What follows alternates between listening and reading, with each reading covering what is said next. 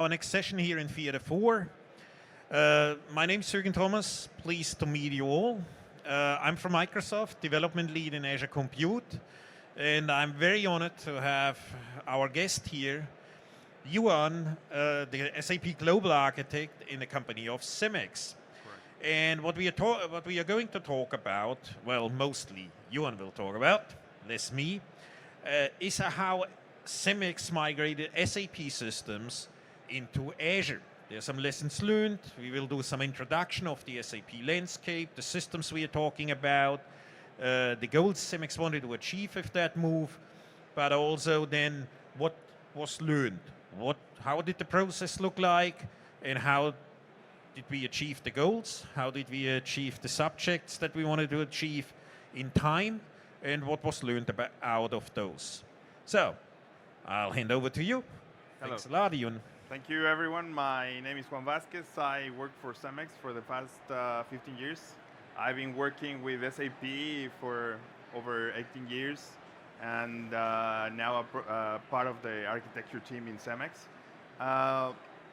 Cemex is a Mexican company with around 41,000 employees and present in many countries, more than 50 countries. Cemex is one of the few companies in Mexico that is innovating with technology. In our case, is SAP and now Azure or the cloud. And the journey for Cemex for SAP started in 2005. We come from another technology, J.D. Edwards, and Cemex is a company that usually does mergers and acquisitions. So a big acquisition happened in Europe. The company called RMC acquired some plants and companies in Europe. So the next move was to bring them on board. So the first step was to move him into SAP. So that also means that you have a lot of different SAP systems, probably because of the mergers and acquisitions. Correct. That's one of the things that mostly our team has to deal with. Once there's a merger or we sell something, we have to make sure, every step of the transition is covered. Either bringing in new people, new teams, or moving out some plants or factories or whatever. Okay. And you also need to have certain local proximity eventually, or right.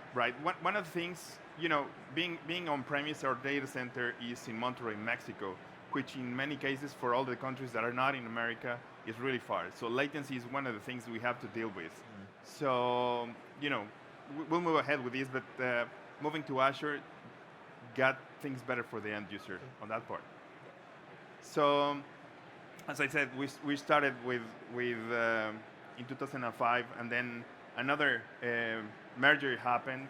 So another set of companies in the U.S., Australia, and China got acquired. So we have a big landscape, SAP landscape. Mainly is more than 50 or 60 production systems, ranging from ECC, CRM, SRM, portal, you name it, business objects, BW. So back in 2 or 3 years back, our CIO took the decision for Cemex to go to the digital era. So for us, in the SAP part, meant that we had to give a better system to the users, better response, and make things easier for them to do the business. So they don't have to worry about the system, right? So the clear move was to go to the cloud. So we started first with POC, proof of concept, with 11 systems. We basically did a lift and shift, which we have a lot of Oracle and AAX, and we moved them to Oracle and Linux in Azure. So everything worked good. All the testing end-to-end were done. Users were happy. Response time was up like 60%. So, good news. So once upper management checked that out, and all the testing and everything, all the confirmations came back, they say, okay, let's take the first system. But mainly the drivers there were that we were running on all SAP systems, all versions of systems, we had to push the innovation coming from our CIO, and also to give the users extra analytic capabilities. So those were mainly the drivers that pushed Cemex to go into Azure. So as I mentioned before, moving the first live or production system that we took to Azure, it was a small system for Cemex. We have bigger systems, but the pace that management suggested was let's go small, sure. Once we confirm that everything works, then we can do bigger things. So we took one of our systems, which is used mainly in Asia, and we moved from, as I said, AAX Oracle to Azure Linux with HANA, and that enhanced various things. First of all, the data center was no longer, from Monterrey to Asia, but now was in West Europe, Amsterdam, closer to Asia, so that latency was down a bit. And also we moved from Oracle to HANA, which meant that system was faster. And on top of that, our team did the remediation of many objects. I think it was 1,600 objects. So so the code was improvised or bettered. So on top of that, the functionality and the end user experience was a lot better. Okay. So basically it was more complicated than just a lift and shift. You did an EHP upgrade to get on EHP 8. You did all the remediation and then moving into HANA. But you probably also used that first system to optimize some of your operations processes, deployment processes, and these kinds of things. Right. Process for us in Cemex is really important. So we had to make sure that the end-to-end process was working perfectly before we even thought of going live. So, user validations, that happened. But not only the process, but all the things that we had to validate. So on top of the challenges that you usually have for an upgrade, the extra challenge we faced was going to the cloud. And mainly because in Mexico or most of the places, people don't really know how the cloud works or what are the benefits. And they think, oh, so my data is there, everyone is going to see it. So it was mainly, it's mainly that people don't know what are the capabilities, the security, the reliability, flexibility that the cloud can offer you. But certainly, besides the upgrade challenge, was the move to the cloud, which I think for us was the toughest challenge. Because upgrades, we've done many over there, some bigger than other, but the cloud movement for all areas was like shaking, the organization, because mainly for the security and internal control teams, they were really scared that the data was not in what it used to be. Yeah. So how could you overcome that? Did you get help from Microsoft and others to work with your info and security, your InfoSec department? One of the things that we did differently this time is Cemex has many partners, technology partners like Microsoft, SAP, SUSE, and some other firms. And one of the things my boss said is we're doing a really important milestone for Cemex, so we want to make sure we do it right. So he said, look for the technology partners, ask them to come together, and then we had a 2-week period for an architecture workshop. In this, we had everyone seated, Microsoft, SAP, SUSE, and all the providers, and we reviewed thing by thing all of the architecture. Once everyone felt comfortable with what we had, then we built the machines differently than we've done in the past. So in this way, we knew that everything we were building was checked or verified by someone that already did that once or twice or many times. Yeah. Okay, great learning. And here's some key figures that we got from that migration to the cloud.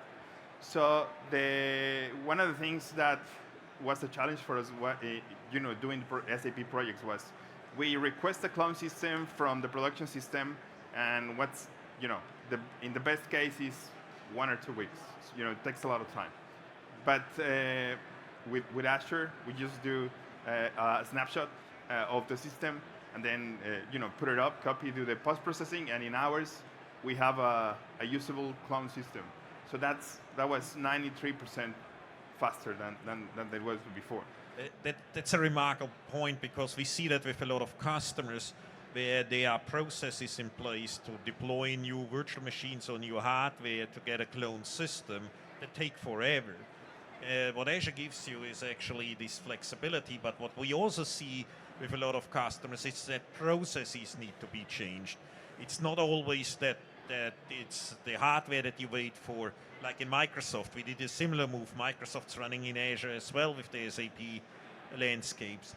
What Azure allowed our basis team to do now is to create own VMs, to take snapshots of storage and create clones of systems, however, without interfering with security and networking, because with Azure role-based access control, our network folks have create the VNets, create the subnets, still apply the IP address ranges, and nobody in the basis team can interfere with that. But what our basis team can do is deploy VMs into those, clone VMs in that. And that's making this whole that's making so fast. So using all the role-based access control, applying that to the processes that you have with network security, works perfectly fine in with Azure, and you can really get these systems way faster. So one other thing that we got, obviously, changing from Oracle to HANA was, system was faster. Like database-wise was like 28%. But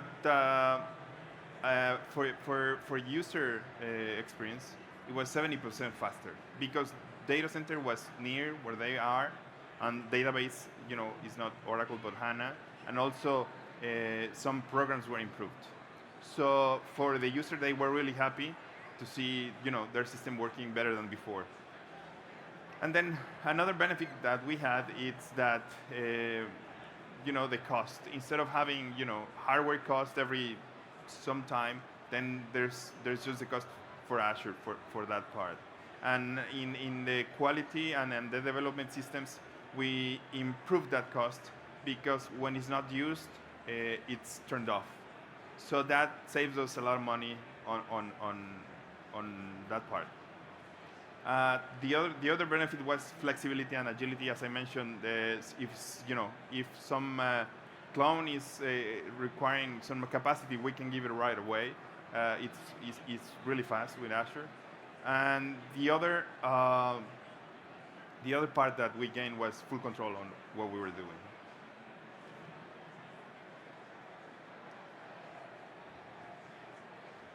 And one of the other things that we did before going to the cloud, and this was a SAP recommendation, is try to get rid of all the things that you don't need in the database. So when you do your migration, database is smaller.